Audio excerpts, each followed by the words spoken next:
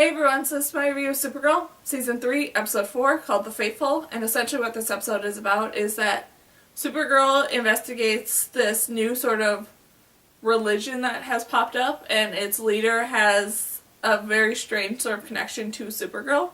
And while that's going on, Samantha feels that she's kind of letting Ruby down, and John reveals sort of a big secret.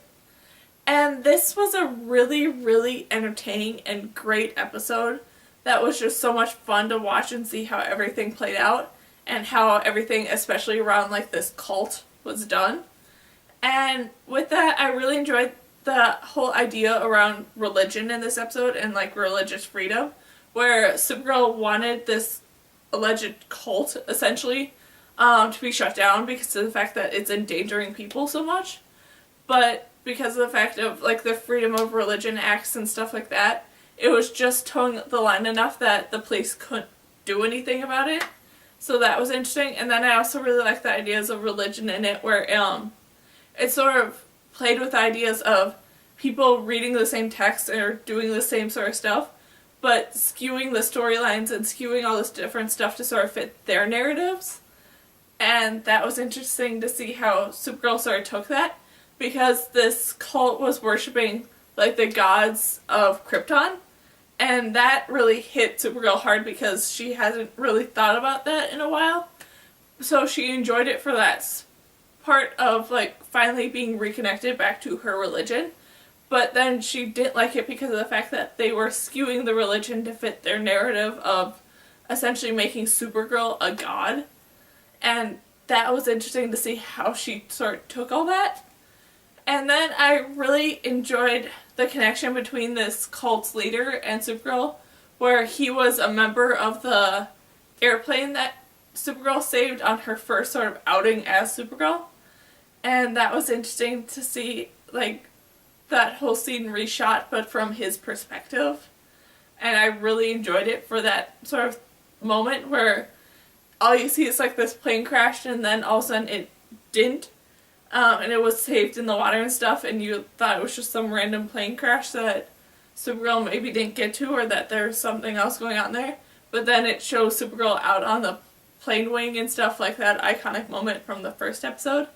And I just really loved it for that whole reason of how it was all shot and stuff, that you really didn't know what was going on until the very last moment. And then everything around Samantha in this episode was very interesting, with her trying to continue on this balanced life of being the head of L Corp and then also trying to take care of Ruby, and watching her realize that there is that bit of a disconnect, that she's not quite meeting up to Ruby's needs and stuff, was interesting. And then it felt a little weird how Samantha sort of went to this one girls' night with Lena and Kara and Alex and Maggie and stuff, and then all of a sudden they were already calling themselves like Ruby's aunts and stuff like that. That felt like a weird jump of friendship that hadn't really been established before. Because up until this point, like, Samantha's only met Kara and Alex and them like a couple times and not really had a conversation with them. So that felt really kind of weird to have this sudden like best friendship that they were all having. I mean, I could understand it from like a perspective of Samantha and Lena, because as being co-workers and stuff, they've kind of gotten to know each other, but still it felt weird in my mind.